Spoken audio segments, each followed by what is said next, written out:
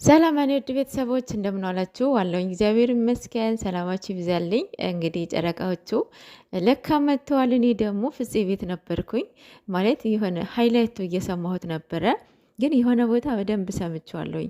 እሱ ወደ በኋላ ነግራችኋለሁ። ከዛ በፊት ቅመምዬ የኔ ቆንጆ የኔ እናት ማለት ነው እንዴ በቀላሉ መጨረስ አለ እንዴ? እናንተ ህይወት ቀላል ነው እንዴ? ሆ ስንት ነገር አላችሁ የኔ እናት። ተረጋጊ ማማዬ ተረጋጊ። በቀላሉ ዝም ብሎ የሚጨረስ ነገር የለም የኔ እናት። መች አወራችሁና መች ጀመራችሁና ነው እንዴ? ማርዬ ተረጋጊ። ሲቀጥል ብሩኬ ወንድሜ በጣም ደስ ብሎኛል። ይቅርታ መጠየቅ ማርያምን ኤፋ ይቅርታ ጠይቆታል። እኔ የሚገርበኝ ነገር ብሩኬ ማለት ነው ማርያምን ስህተት ይሰራል፣ ስህተቱ ደግሞ ያምናል፣ ይቅርታ ይጠይቃል። አሁን እንደኔ አይነቱ ማለት ነው ማርያምን ኧረ በስመ አብ ይሄ መታደል ነው። ጌታን ጸሎታችሁ ይሰማችኋል። አብሶ በውስጣችሁ ቂም የማትይዙ ሰዎች አቤት መታደል ማርያምን። እና እንኳንም ጠየቅከው ቅመምዬንም ቤት ሄደህ በጠየቅ ጥሩ ነው፣ ደስ ይላል።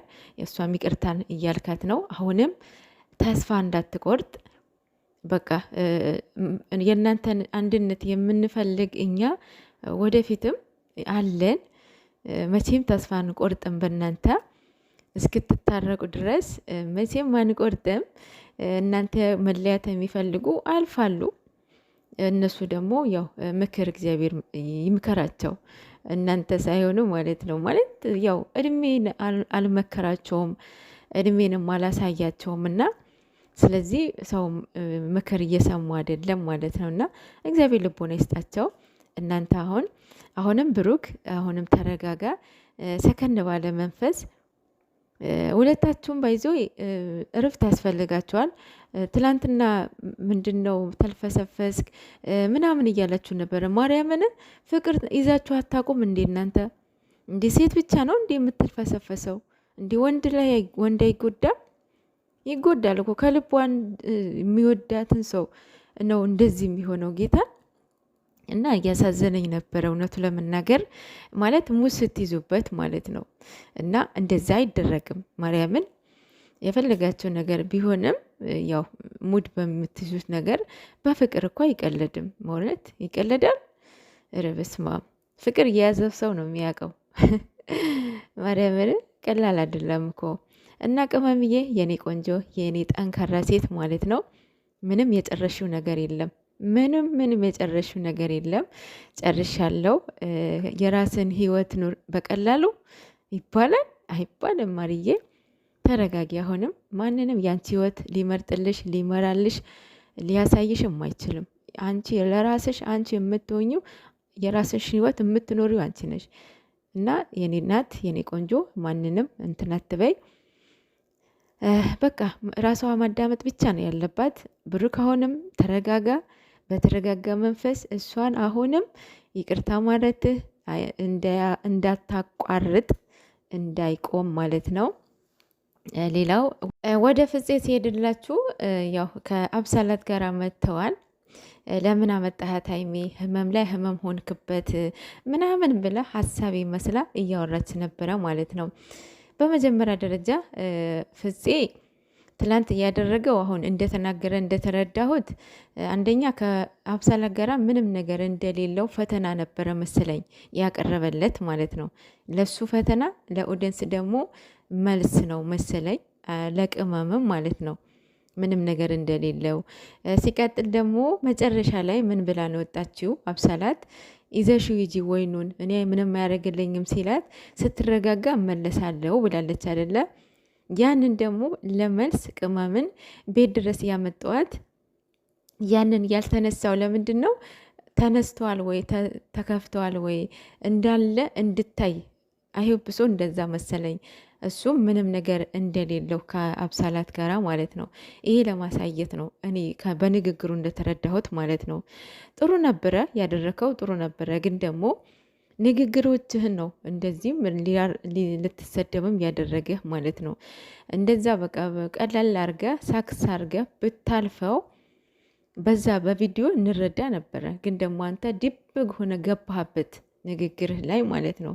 ያ ማለት ሁለቱም አንድ እንዲሆኑ የማይፈልግ ንግግር ነበረ የተናገርከው ማለት ነው።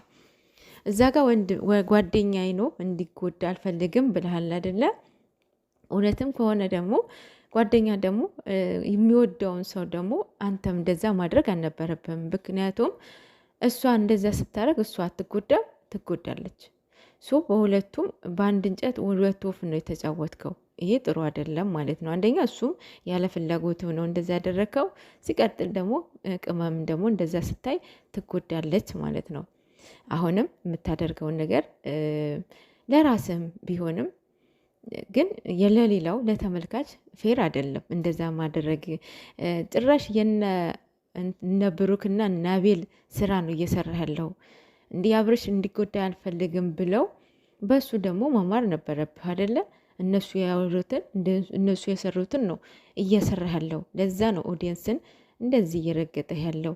አንደኛ ነገር ኦዲየንስ ለምን እንደዚህ ትሉኛላችሁ ማለት አችልም። ምክንያቱም ንግግር ስራ ነው እንደዚህ የሚያደርግህ።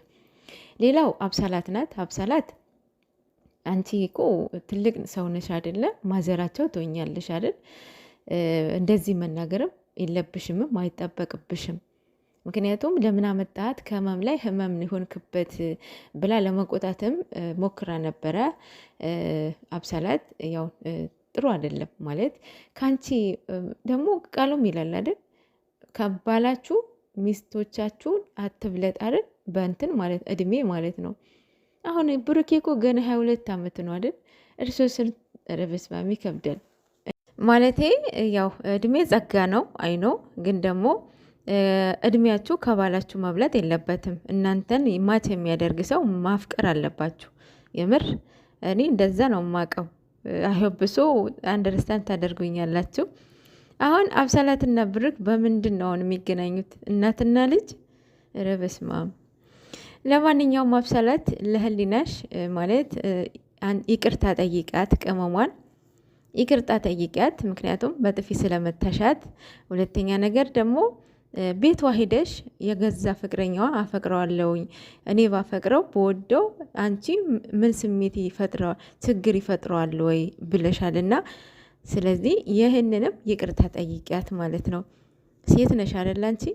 ሶ ምንደ በሴትነትሽ አንደርስታንድ አድርገሽ ብታስተካከይ ጥሩ ነው። አሁን እንደዚህ እሷ መራቅ አለባት ለምን እንደዚህ መወሰን ማለታችም እኮ ምን አገባሽ? አይመለከትሽም ማለት መወሰን ስለማትችይ ማለት ነው። እሱን ደግሞ አያፈቅርሽም። እንደማያፈቅርሽ እኮ ኦዲየንስ እያውቃል እኮ። ለስራ እንደመጣሽ ኦዲየንስ እያውቃል።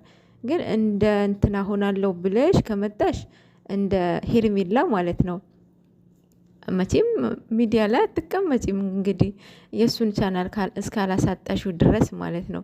ስለዚህ ካሁኑኑ በታስተካክላቸው ጥሩ ነው ብዬ አስባለሁ። እንግዲህ ዛሬ ላይቭ አይገባም አልገባም በጣም ይቅርታ ብለዋል። እንግዲህ ስላልቻለ ይመስለኛል።